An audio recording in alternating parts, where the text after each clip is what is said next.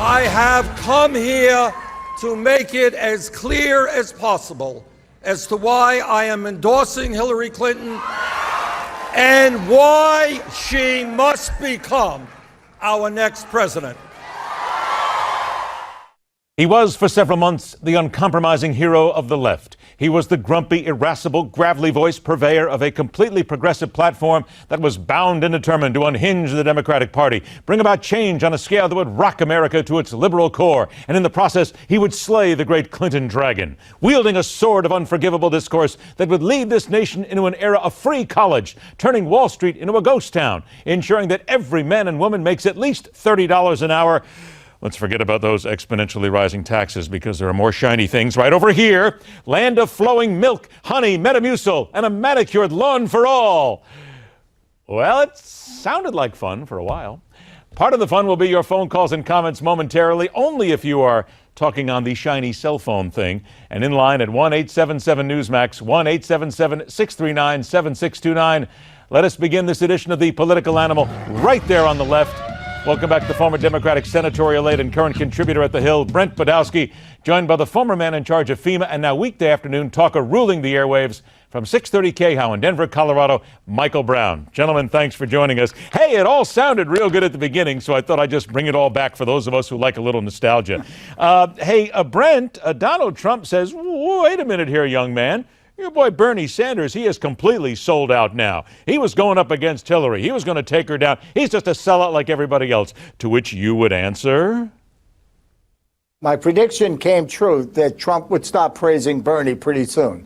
That was not a shrewd move to begin with. But I also predict he won't be praising Elizabeth Warren either anytime soon. But Bernie was actually very strong today as far as these endorsements go. Democrats were very pleased with it. The Hillary people were, the Bernie people were.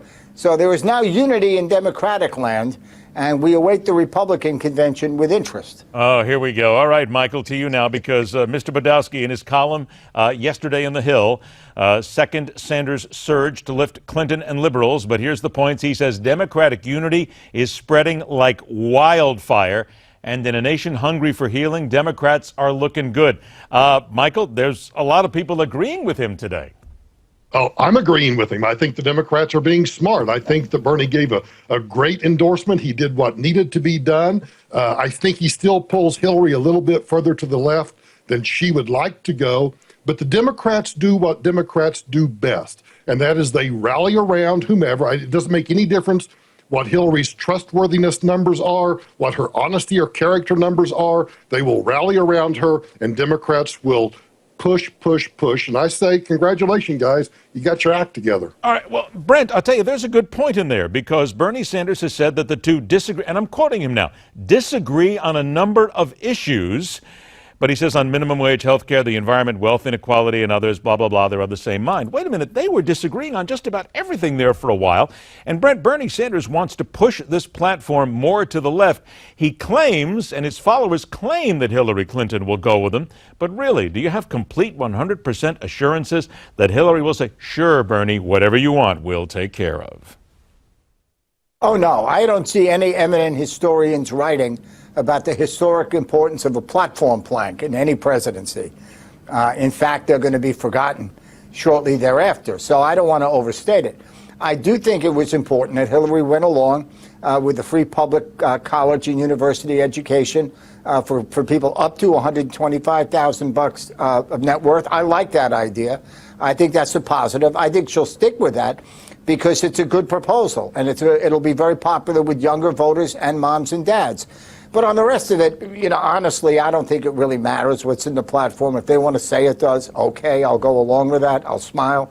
But platforms don't make policy, and platforms don't define presidencies, and I'm not going to con the audience otherwise. Okay, let's get to platforms then. So, Mike, what does the GOP then do to counter from the platform? And I'll ask you then, is the platform going to be that important now for the GOP to look at what Hillary and Bernie will put together and then try to find a way to counter it when they know that already there's a lot of discourse between the RNC and Donald Trump?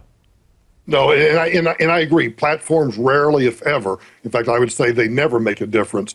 What they end up doing, though, and I think what they'll do at the Republican National Convention, is they'll lead to some floor fights. There'll be some disagreement. There'll be particular disagreement depending upon who, assuming that Donald Trump is the nominee, who he picks for his VP and that particular person's stance on immigration or social issues or something else. So it'll cause a kerfuffle, and everybody will get their airtime, and everybody will get their 15 seconds of fame, and then platforms go away. I would like to thank you very much for putting the word kerfuffle into the conversation today. Very nicely done. You inserted it without any thought whatsoever about stopping. 2 minutes. I want to get both of your comments on a couple of very quick issues here. Loretta Lynch appeared before the House committee today, basically stonewalled every question they had. Michael, let me ask you first of all, was anything really accomplished here? Because other than really leaving a lot of very angry Republicans on the Hill. No, and in all honesty, let me just say this. All of you get ready to fall over and faint. I think the Republicans made a mistake by calling Loretta Lynch to the Hill. The House Oversight Committee made their referral about Hillary perjuring herself before the Congress. That's where they should just have left it at that, because you never ask a question. You learn this the first year in law school. You should know this anyway, and politicians should know this. Never ask a question you don't already know the answer to. We knew with Loretta Lynch coming in that she was never going to answer a question, so all they did was, it was just kabuki theater today, and I think Republicans wasted time, and they wasted a lot of energy. I know that Brent Budowsky is going to agree, so I'm now going to give him the left question for the day here. This comes down to Evan Bayh, who is 60 years of age, says he's going to try to win back the Senate seat that he gave up here. Brent, is this a good idea, and does he actually have the mojo behind him to get it done? Oh, yeah. My reaction to Evan Bayh running for the Senate is this. Hallelujah for Democrats. I think it's a great move for Democrats. It materially improves their possibilities of keeping the Senate.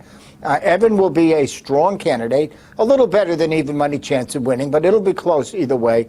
But it's a major break for Democrats to get a candidate that strong in a seat that the day before none of us even thought was going to be contested.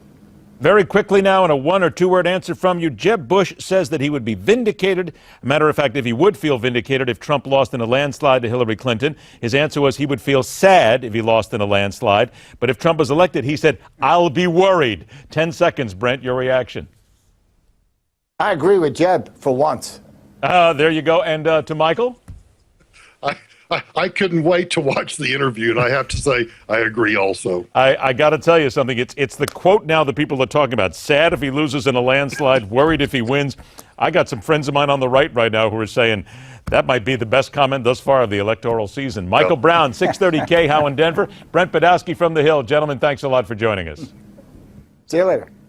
All right, so let's get to it. We got a couple of minutes for your phone calls at 1-877-Newsmax, 1-877-Newsmax. If you want to comment on one, Jeb Bush has said in the interview recently about Donald Trump being elected. Also, here's the other thing. Reminder, once again, the president today in Texas at the Interfaith Memorial for the police officers slain there said, and I quote, "We are not as divided as we seem as a country."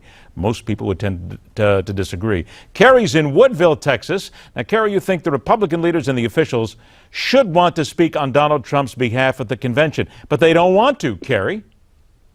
Well, I think that in the very beginning, when Donald Trump started this, he went to them and asked, independent or Republican. The Republican Party invited him in, and he accepted, they accepted him. At this point, they need to stand behind the man they accepted. He won the nominee. Everybody that I just heard, everything they've been saying, they've been wrong about, and they're going to keep being wrong. By the way, Donald Trump is going to be the next president. Okay, let me ask you this. You're in Texas. The president said today we are not as divided as we seem when it comes down to the racial issues in this country, seeing as you are in Texas. Do you agree or disagree? Very quickly. He has started all of this. Donald Trump has nothing to do with this. Donald Trump has plenty of black people that like him. He has shown over and over that he is not a racist. Okay, and we have to stop you there because we weren't talking about Donald Trump in that case, but you did answer the question about Barack Obama. Thank you very much. Paul's in Florence, Alabama. Paul, you think Republican leaders should also speak for Donald Trump at the convention? 30 seconds to you then. They don't want to. How can you convince them if they don't want to? Well, would they rather speak for Hillary?